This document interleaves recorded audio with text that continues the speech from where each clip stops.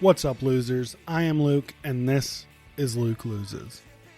Now, remember, being a loser, that's a good thing, because we are losing the weight, we're losing the unhealthy lifestyle, and we're losing that negative image we have for ourselves. I don't have any fitness or nutrition education. Everything I talk about here is from asking people questions, searching the internet, and my own personal experiences.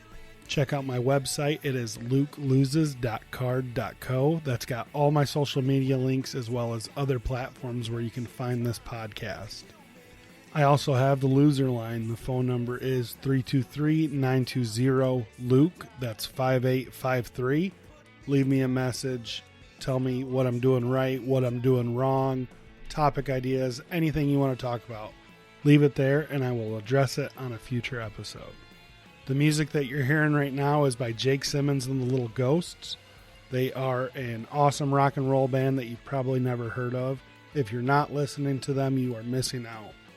Check them out on Spotify. You can get their records, including vinyl, on bandcamp.com. They have a YouTube, a Twitter, a Facebook. I will link all those in the description of this episode, so make sure you check them out. So you may have noticed that I didn't do a weigh-in on Friday. I apologize. I was out of town spending some time with my family. Again, I'm sorry that I missed out on that. I will definitely have one up this Friday. So I want to touch back on last week. I mentioned the listeners from around the world. And again, I just want to thank everybody for listening. Don't forget to reach out, lukeloses@gmail.com, or go to the lukeloses.card.co. Message me on Facebook, Instagram, Twitter, wherever. I would love to hear from you guys and find out how you heard about the show. Send me a message. I really look forward to hearing from you. As for today's episode, I interview a family friend, James Hartsfield. He is an awesome guy. He's into bike riding the same as me.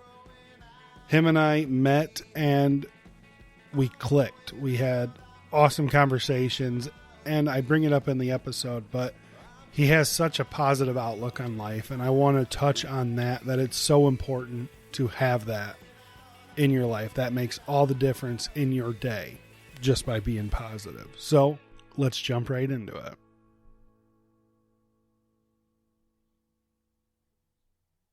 So today on the episode, I've got a good family friend, James Hartsfield. I've known him for a couple of years now. I met him through my stepdad. Why don't you give us a little backstory? Met Luke a couple of years ago with a partner of mine that I've known for 30 years. I started my journey trying to get healthy. It was about the time I met Luke, and our conversations at that time were surrounded around being healthy and my journey. And my journey has been a long journey, and it will always be a journey because you're kind of faced with a lot of different things. I was sick, and I'll touch upon that. I was 350 pounds, and I had gotten sick. I had got the flu or something like that to the effect, and found out I had high blood pressure. It really took a turn, and my heart was, not working. Well, it wasn't working. It was, they had a extra beat in it. So after they did the heart monitor and all that stuff, I made a conscious decision to get healthy, and in getting healthy, it's a mind, body, and soul thing. So I learned a lot, and that the year I met you, or the year we really had a good conversation, was during that journey, and I was, trying to share with everybody I saw how good I felt. I totally agree with that, with the wanting to share it with people, because I know what I want and I can see my future where I want it to be. I want to pull people along. I want people to line up with me and do the things that I want to do. Mm-hmm. I want to touch on when you and I met. I was explaining this to my wife the other day, and it's hard to explain, but I'll do my best. So when you and I met, it was like there wasn't a time that I didn't know you. Immediately there was a connection. I remember walking up, I think you were sitting on the hammock at Buddy's house, and we just started talking, and there wasn't a time that I didn't know you. It was like I've known you for my whole life, and that was a really great welcome. Kindred spirits tend to gravitate towards each other. And in identifying that, see, what you don't remember is when you were a little boy, I was up there before, and you were riding your bike, and you were a really, really little boy at that time. And seeing you years after that was just a connection. And you just happened to be, and I think, I know exactly what it was. When I was sitting on that hammock, I had made a personal journey that was all about me. And I left home, and I took 10 days off from work, and I drove up the coast to New York. And everywhere I went, I stopped and I worked out. I ran, you know what I mean? I went to look for good food, went to New York, spent about 4 or 5 days there. And I had been to New York several times. So this time I was a tourist. I wanted to do all the tourist things. So I did that. I came across through the Poconos and came into Michigan when I got there. And that's when we met. And I was really, really hot and heavy into jumping rope and running and riding my bike. For me, I had to learn that. That was a journey that really taught me a lot about getting healthy. You touched on the bike riding, and I got into that, and I remember I don't think I knew that you were into it before I got into it. Once we talked about it, it exploded. Mm-hmm. And Mm-hmm. Mm-hmm. you came up here, you didn't have your bike. Mom was like, "Hey, can James use your bike?" And I'm like, "Yeah, I don't mind." So I rode from my house to mom's house, which is like 15 miles. I Correct. totally regret doing it like about halfway through. I was like, "Oh man, this is horrible." Uh, Mm-hmm. but then, yeah, you borrowed my bike, and I really enjoyed that you were able to see some of the beauty that our area has to offer. There's a gorgeous bridge up the road from where Mm-hmm. you were staying. I remember you were taking pictures and posting them on your Facebook, and yeah, I'm really really glad you got to enjoy that. And we've always talked about when you come up, you're going to bring your bike, and we're going to do we've talked about the long trip. I'm hoping we'll do that, Mm-hmm. but I don't know. I'm ready. I'm not. I put the weight I'm back ready. on, and I haven't got on my bike since I gained some weight. So So when we talk about weight and weight control, right? And for me, I fluctuate. There are times that I do very, very good, and there's times that I fall off, and that's going to happen. That's a life thing, right? I don't beat myself up, but I control when I fall off, right? So if I have a craving for something, I get it out of the way, because in your journey to lose, okay, so of of exercising and eating right is losing weight. So you have a lot of drugs out there that have 10 or 12 side effects. Now, of course, getting healthy has a lot more side effects. Don't get me wrong. You know what I mean? Better heart, better blood flow, increased libido. It just goes down the list. You sleep better, and you just overall feel good. And what happens with us is that we start losing weight and we start exercising, and we feel so good that we stop. And you know what I mean? And we go right into our old habits again. yep. And then we get to the point where we start feeling bad again, and we start over again. So I like to tell people that it's a lifestyle, and you're not always going to be perfect. You know what I mean? Some things you're going to do, like, I probably will always pick up a glass of Crown and on the rocks and have that drink, because that's just who I am, right? And I think you touched on it before, is that you are who you are. This is who I am, right? Yep. And that's the beauty. That's the beauty of the journey, because even though you are who you are, you're still evolving into who you're going to be, right? Yep. So, and then we touch upon going out and going to places and people not respecting who you are. You know what I mean? And having all the foods that you really can't have, right? You know what I mean? You're Yep. looking at the cookies and the cakes and the barbecue and the bread, the sugar. I mean, it's just there. Yeah. And you have to be strong enough. You have to be comfortable enough with yourself. I'm not going to say strong, because strong doesn't mean you're always mentally there, right? So you have to understand that your mind controls a lot of things. And, when you want to go work out, your mind already gives you 100 excuses before your feet even touch the floor why you're not going to work out today. Or, even if you get up and you get dressed to go work out, it's telling you have 10 other things to do before you can go to the gym. Yep. So what I learned is that 1 hour of your day is only 4%. That's it. That's what I give back. That's what I give back to Creator for waking me up. That's what I give to myself as a reward, you know what I mean, for me, and, having a blessed day.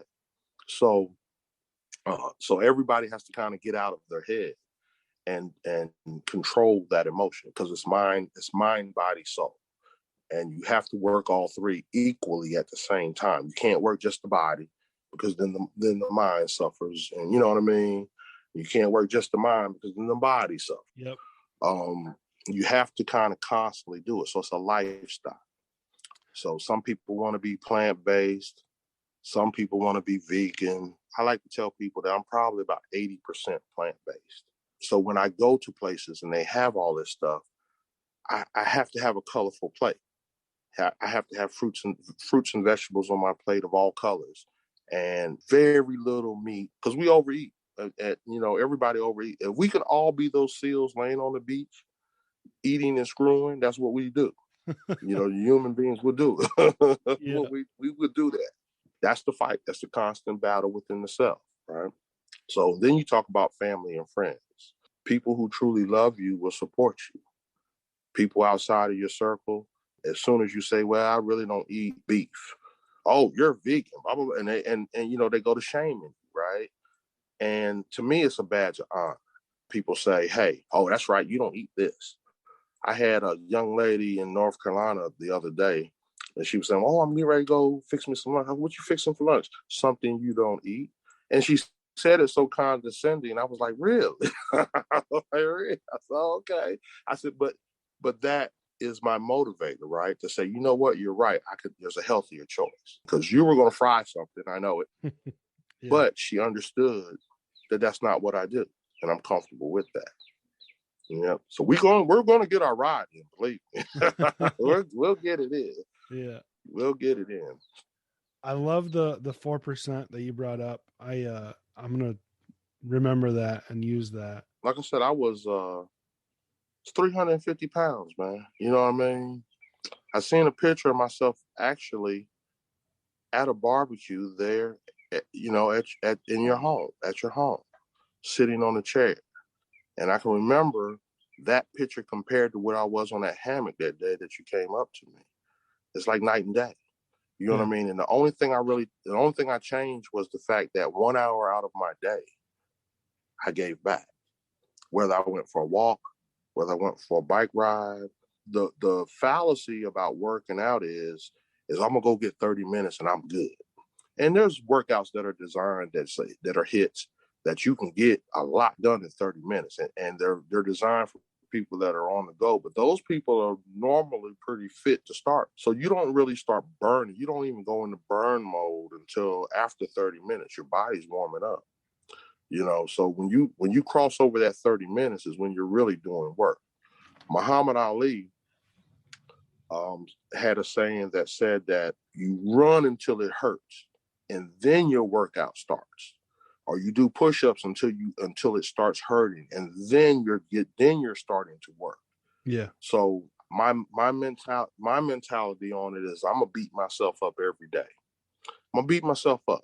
I'm gonna tear myself down so that I can build myself back up. So that's how I approach whenever I work out. Now, am I constant? No, I'm not constant. There are days that I go by that I don't work out. You know what I mean? But my mind says, okay, you got to get back on, because it's a lifestyle, and something's missing out of my day when I don't do it, right? Yeah. Going back to sort of the beginning of the conversation, anytime you've given me advice, we've talked and you've thrown out this or you've thrown out that. For getting advice from other people, it feels like this is what you need to do. This is what you're going to do. This will help you get there.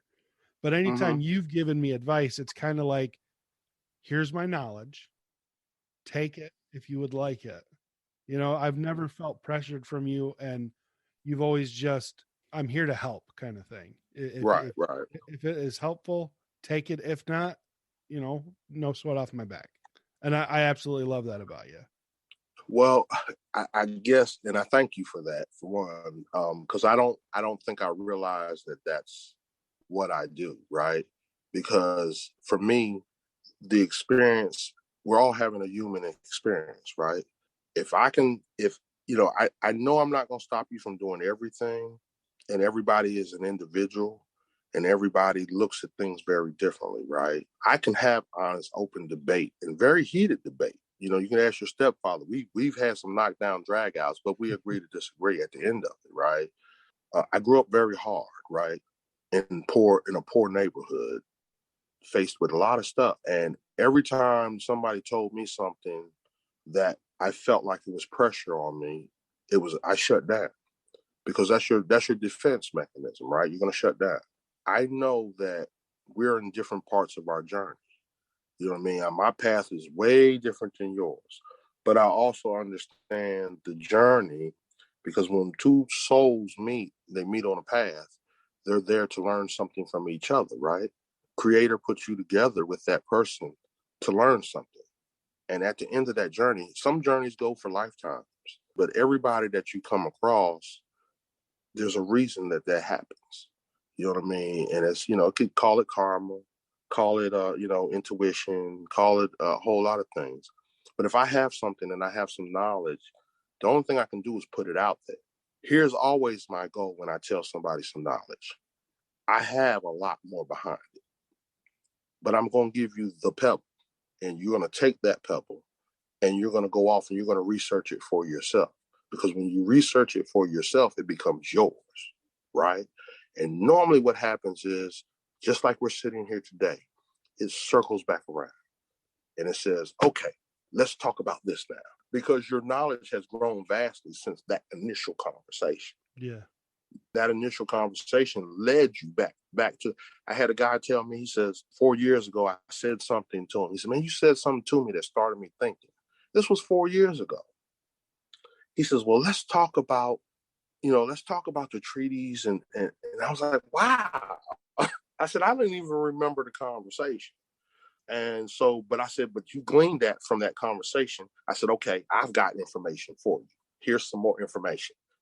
And people have said things to me that has caused me to go and dive deep into what it is, what it's about. It has elevated. Let's think about it this way. 80% of the population is deaf, dumb, and blind. And I don't mean it in an ignorant way, right? They're cool how they are. They don't want to change. They love the matrix. You know what I mean? 10% are in the know. They're starting to wake up. They're starting to become aware. And they're seeking knowledge. And there's only 5% of the people that actually hold the knowledge, right? So as you awaken, most people, it scares them.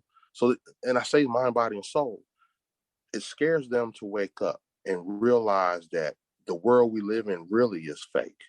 You know what I mean? When you place value on cars or, shoes or all that stuff is fake.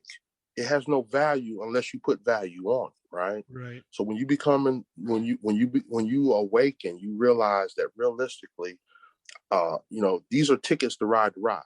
Whatever roller coaster I want to ride, it could be the super duper looper, it can be the super quadruple looper. One's gonna cost more than the other, right? So if I want to ride that 4 loops, I got to pay this price to be able to ride and live at that level. But that doesn't change who I am. You know what I mean? I'm still me, and I have to understand that it's not real. It's not real. The real things in our life is the interactions between me and you for however long that lasts. And then we're going to move forward. And moving forward, I want to bless you just as much as you bless me. So when a person awakens, they get scared. They either go back into that 80%, or because what happens is as soon as you awaken and you start learning, the teacher appears. Now, whether you're ready to receive that or not is totally a mindset. You know what I mean? It's just totally a mindset. Are you willing to go forward? Because as you progress forward, what happens? So you start saying, okay, I'm gonna get healthy, I'm gonna get better, you know what I mean? I'm gonna start reading more, I'm gonna start doing this. So then your sovereignty comes in. I'm sovereign, I'm free, I'm at peace. You know, I'm at peace. I am who I am. I'm not gonna change. I'm gonna evolve, but I am who I am. I'm cool, I'm comfortable with who I am. And everything else falls into place. The last thing that I really want to touch on with you is your positive attitude. I've never seen you negative. You know, I've seen you talk about negative things, but I've never seen you in a negative mindset. Facebook, I follow you on Facebook, and you're constantly posting positivity. Mm-hmm. You know, you're putting it out there, and like you said earlier, with giving that pebble, Mm-hmm. I see it like that. You know, you're giving that little bit of hope or positivity to the world, and I Mm-hmm. Mm-hmm. absolutely love that. And I want to point out how important the positive mindset is to a person and what it can do for you. Oh wow. So what I post on my page, James Big Papa Knowledge Weaver, you know, is my Facebook page.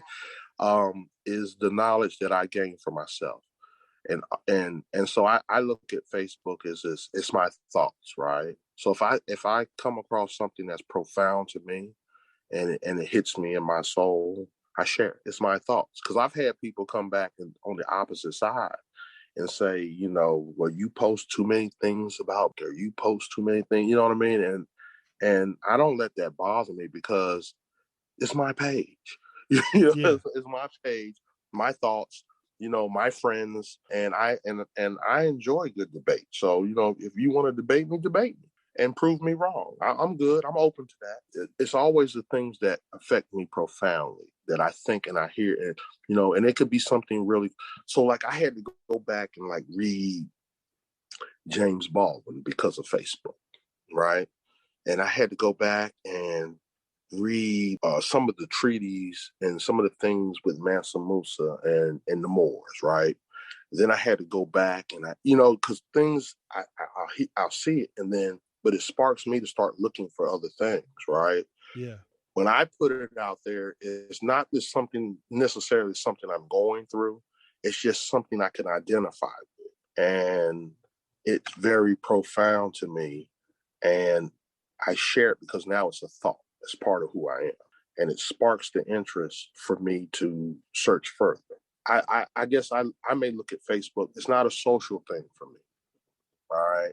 So it's more of my thoughts than it is a social thing, right?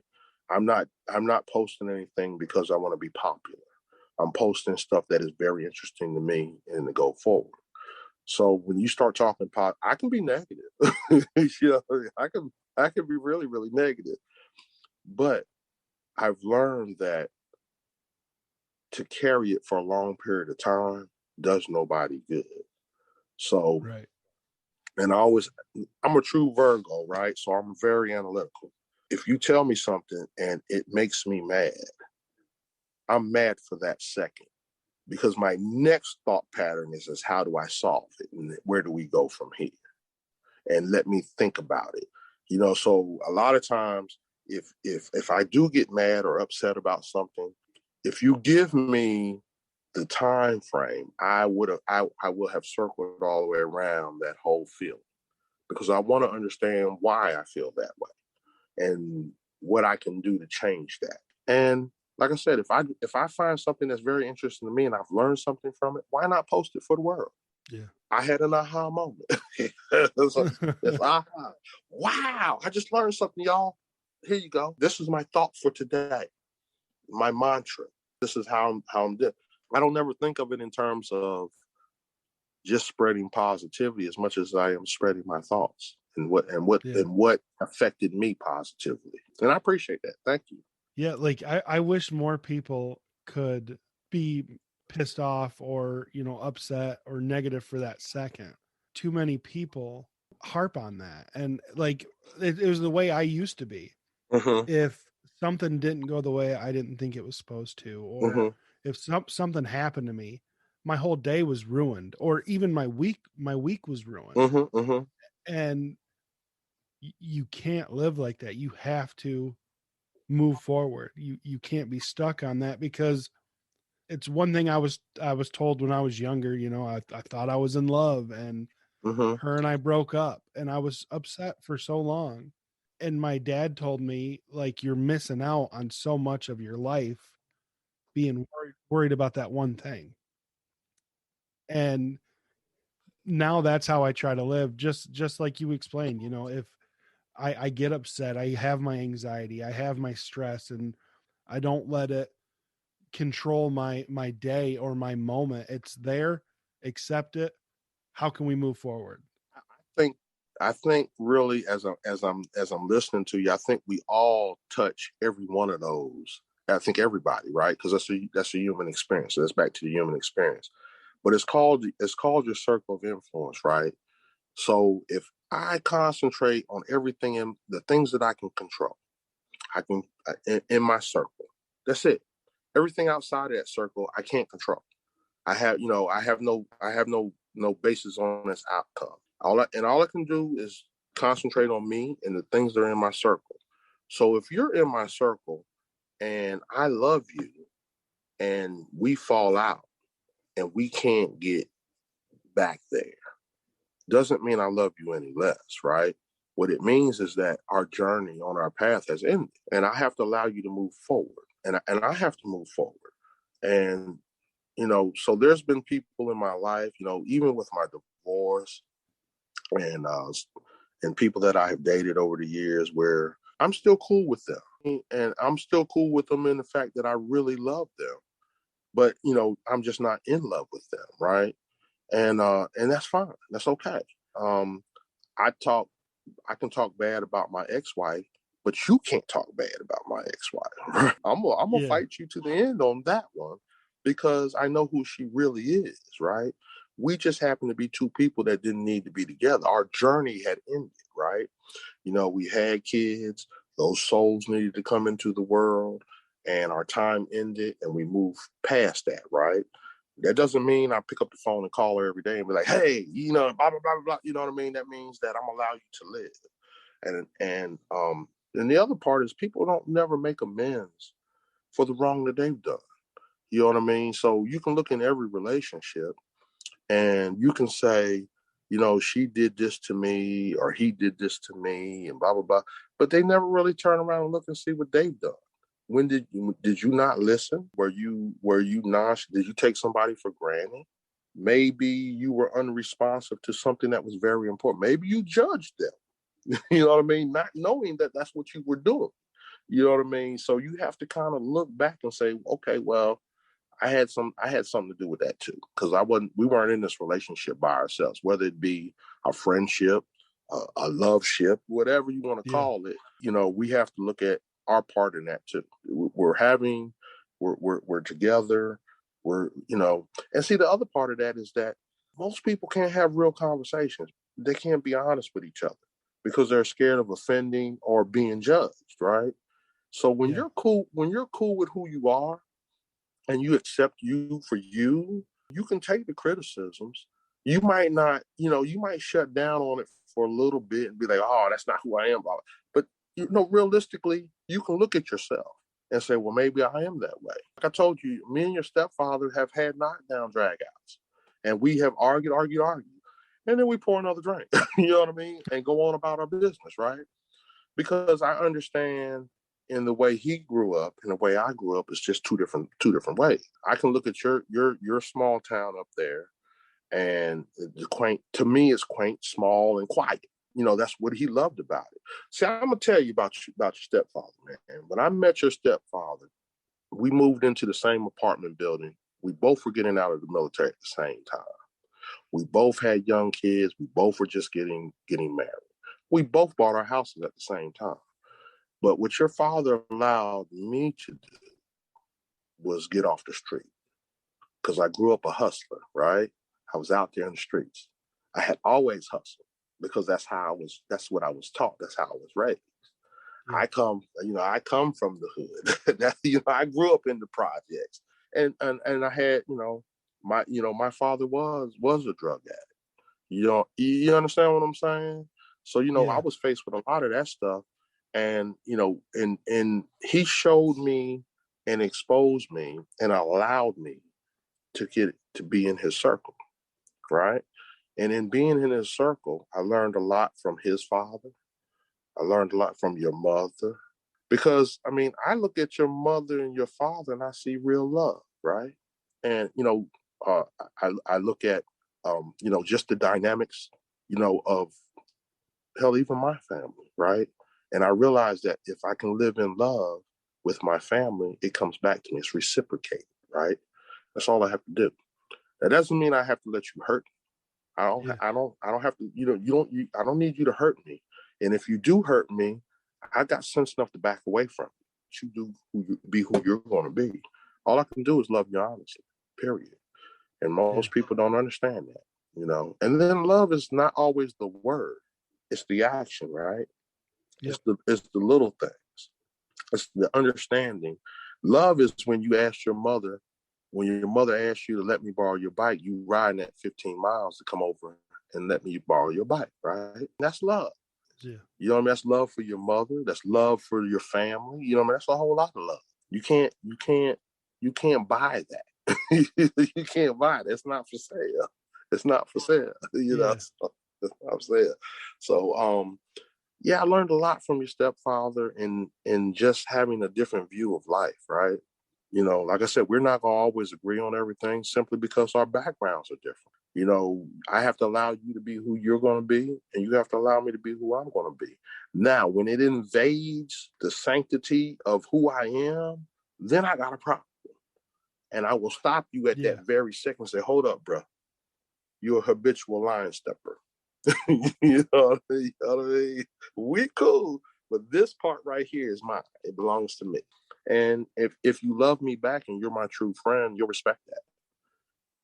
You understand what I'm saying? And that's what me and your stepfather have done, our lives, has respected each other's boundaries. Look, I wait every year for your mother to send that peanut brittle down here to look, and the kids they come around and did Miss Chris send down the peanut brittle? Like, yeah, it's right there on the table. You're the second person on my podcast to bring up mom's peanut brittle. Oh, it's man, off the chain. And I'm trying to get her to start sending me some of that jelly down. That's what I'm trying to get. Oh man, I absolutely love that. She's always like, do you need more pineapple jelly? Like, I do. Yeah. But see, I don't even. So when we get back to weight loss, whatnot, right? So those things are made with natural ingredients. Anything in excess is bad for you. You want everything to be as non-processed as it can get, because that's what's killing this world. Is the world has determined that they can feed us on 4 things: rice, wheat, corn. You know what I mean?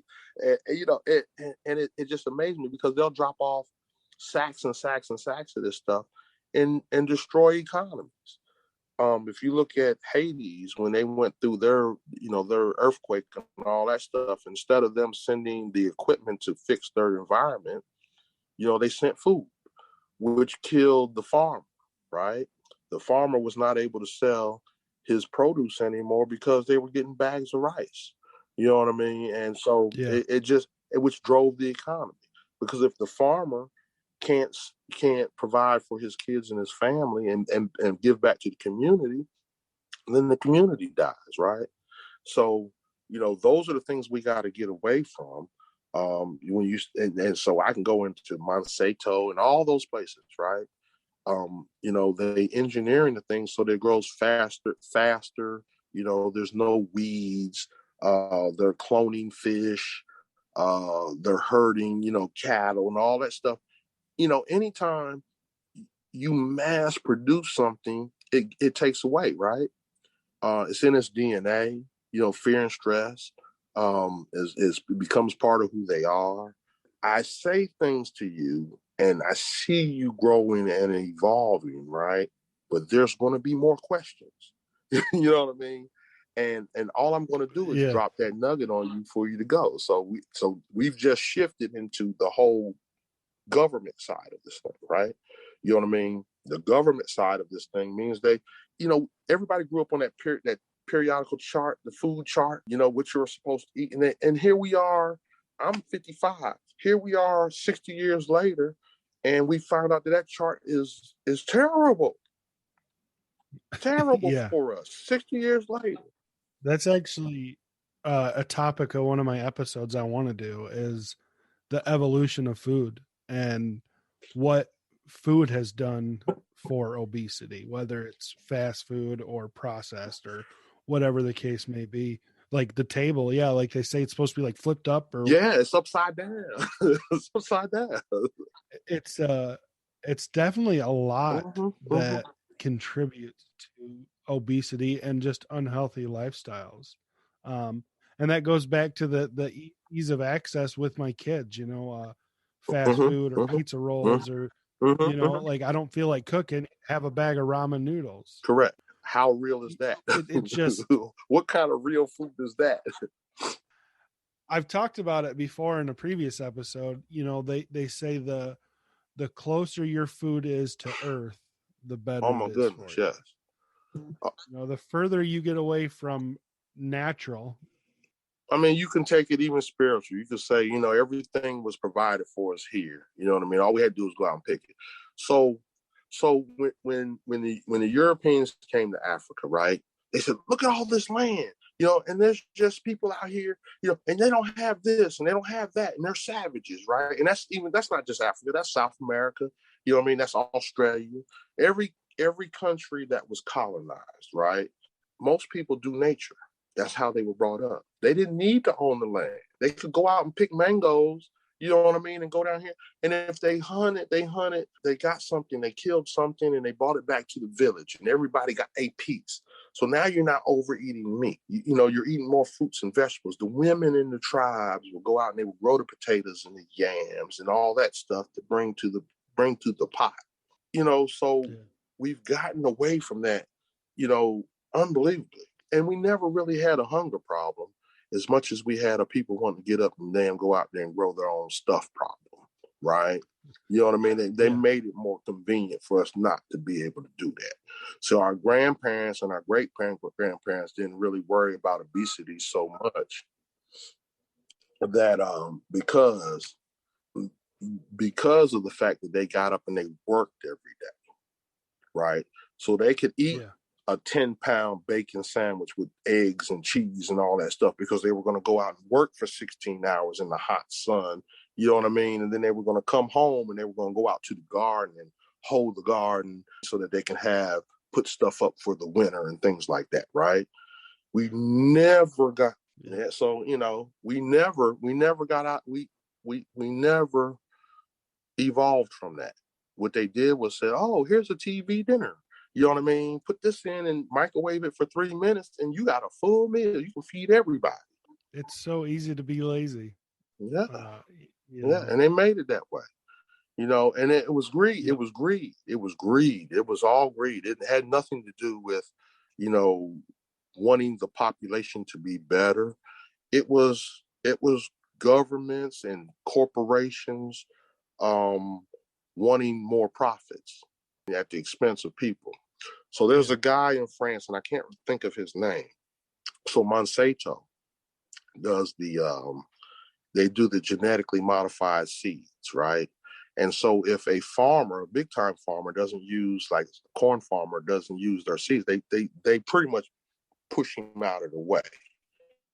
and they support the big farmers that use their seeds. Well, their seeds come with insecticide and fertilizer already on. Then you go past all these fields with this corn, and you wonder why they don't have bugs and stuff out there. Well, because it's part of this DNA, right? So they took this corn, and in order for it to pass the FDA regulations, it has to go through a certain time period of study. The rat, in equivalent, is a 7-year animal. So it lives for 7 years. And it's equivalent to a human that lives the average of 70 years, right? So the FDA says, oh, all you have to do is go a year before with the rats to see if it develops any side effects from this new type of corn that you're going to give it, right?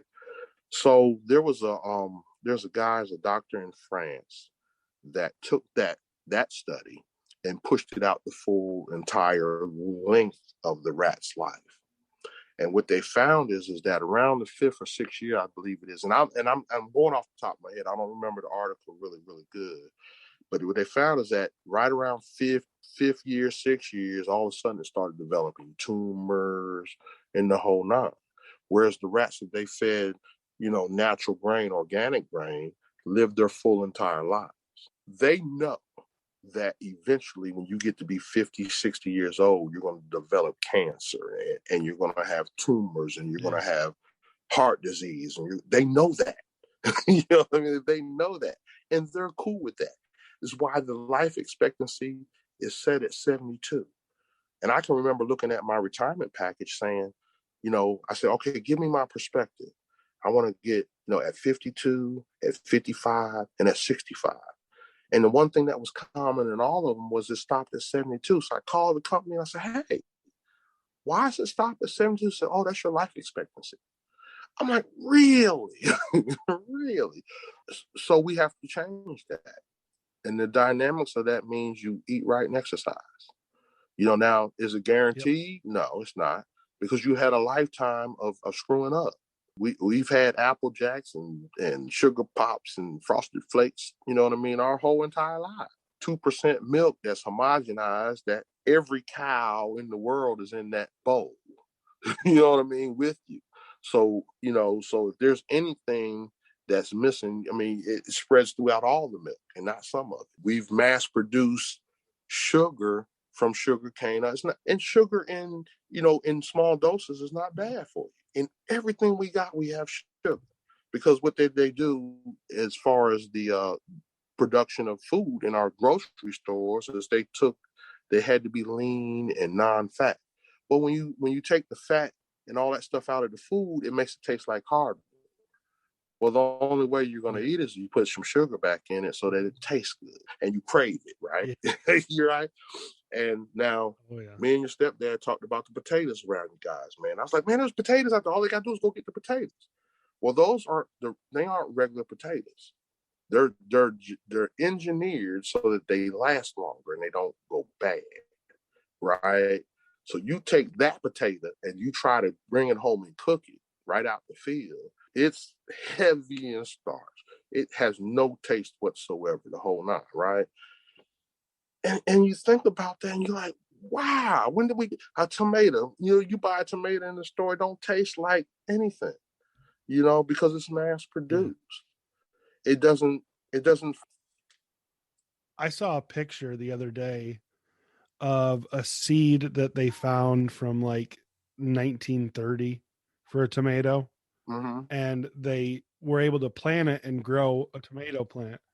And they showed the tomato from that seed and then the tomato from one of our seeds today.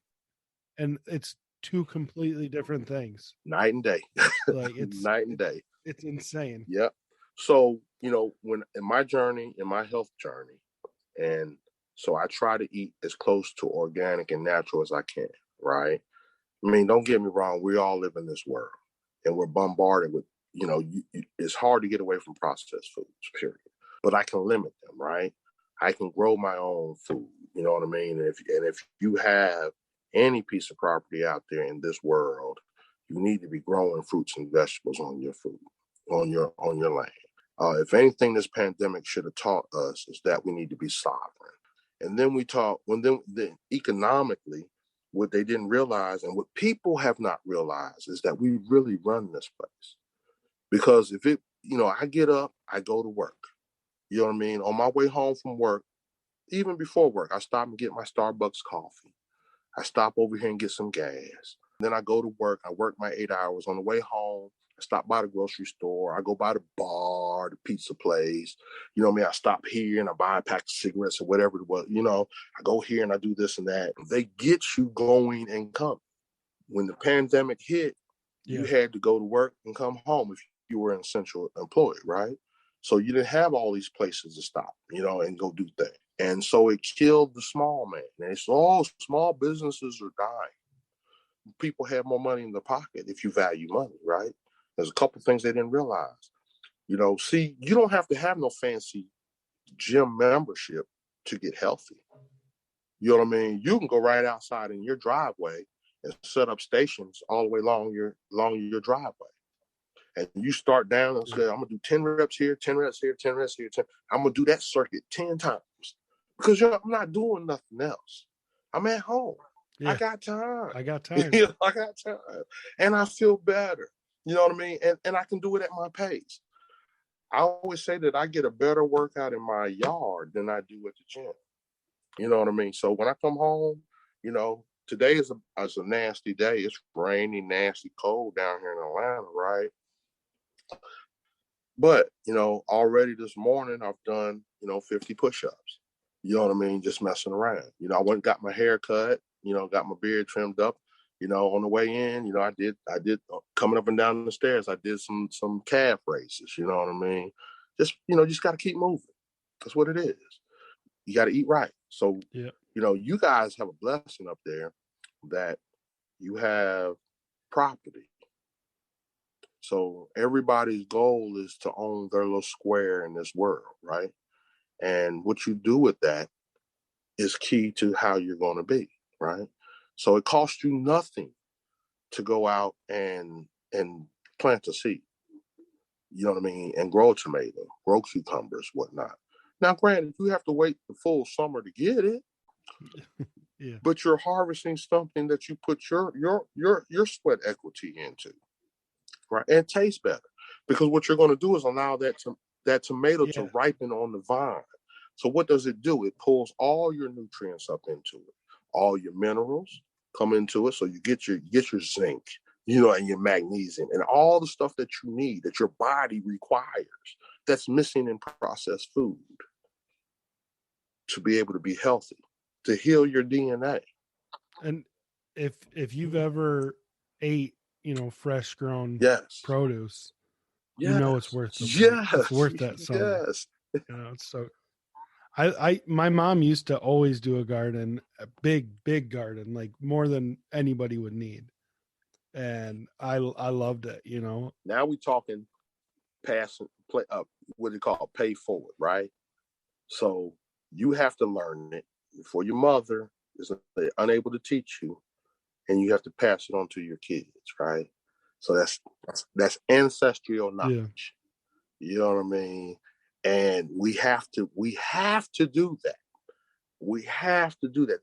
That is very, very important that we have ancestral knowledge. It's part of our our book knowledge. You know what I mean? Because there's things that were passed down from generation to generation that are being lost. History, which is fake. You know what I mean? Because history is the word, you got to break down the etymology of history, right? It's to tell a story. Hist is to come. I'm gonna tell you a story, right? It's not based in factual fact. There's bits and you can find some writings on it and whatnot, but realistically, everything has always been passed from generation to generation through our ancestors, right? So whenever you get up and you pray and you call in the ancestors are bringing knowledge to you, and we have to get to the point where we listen to our elders, right?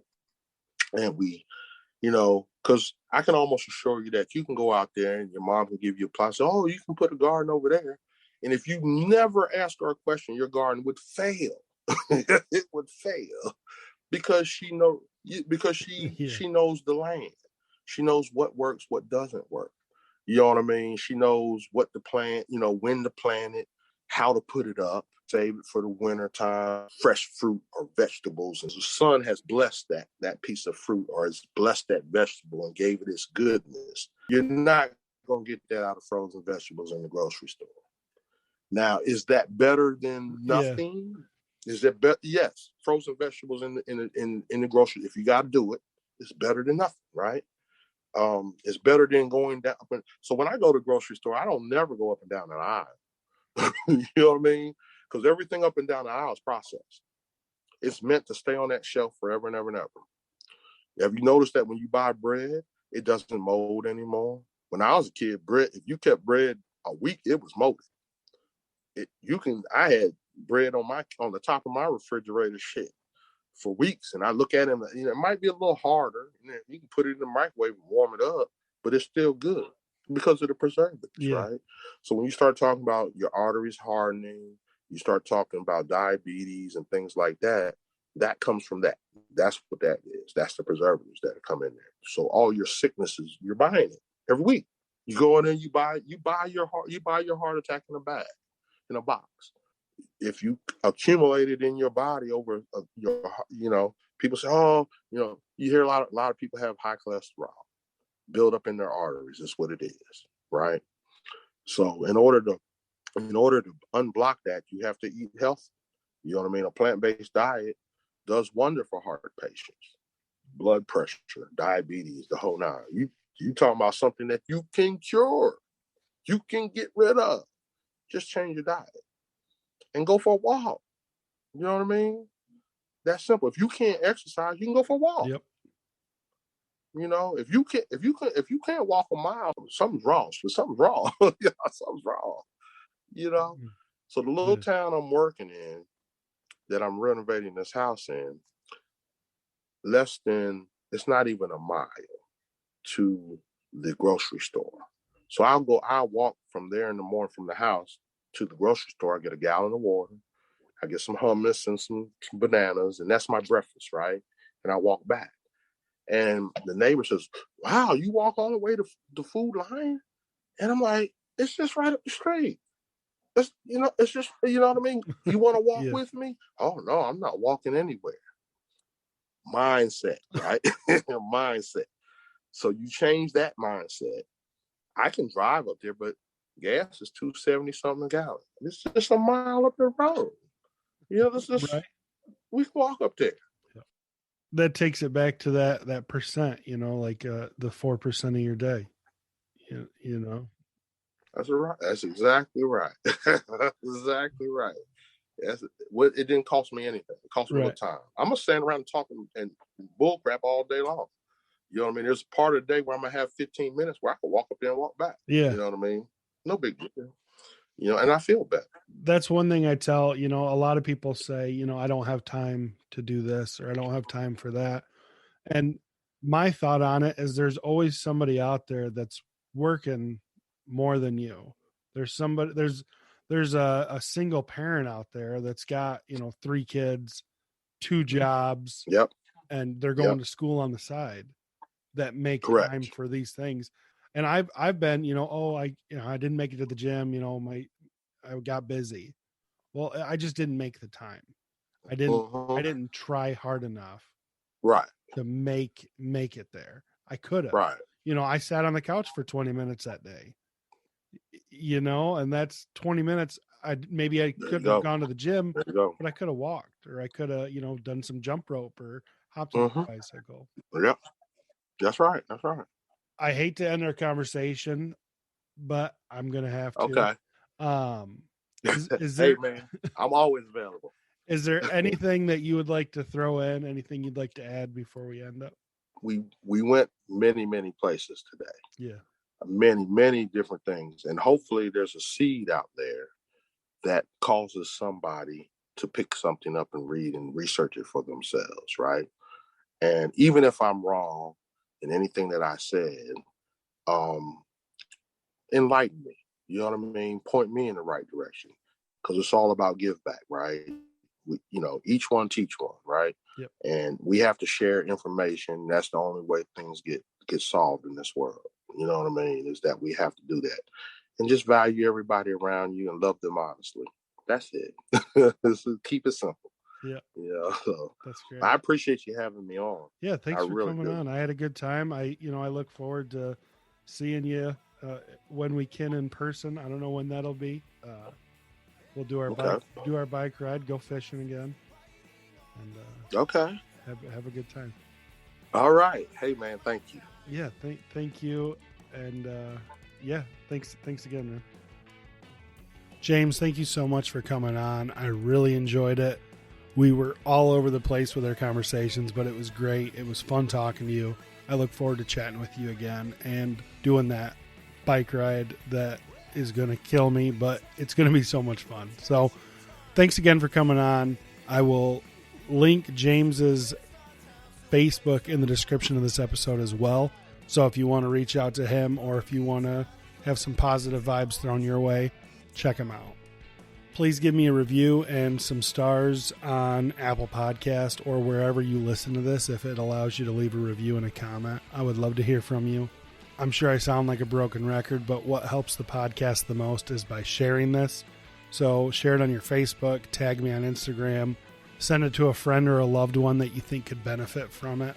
I would really appreciate it. Again, lukeloses.card.co. That is CARRD.co. That's my website. It's got all my social media links as well as platforms where you can listen to this podcast. My music is by Jake Simmons and the Little Ghosts. I'm going to leave all their links in the description of this episode. Give them a follow. Check them out on Spotify or bandcamp.com where you can buy their records. So that's that. I hope you enjoyed the episode. As always, stay positive, do the work, trust the process, and I will see you Friday for my weigh-in.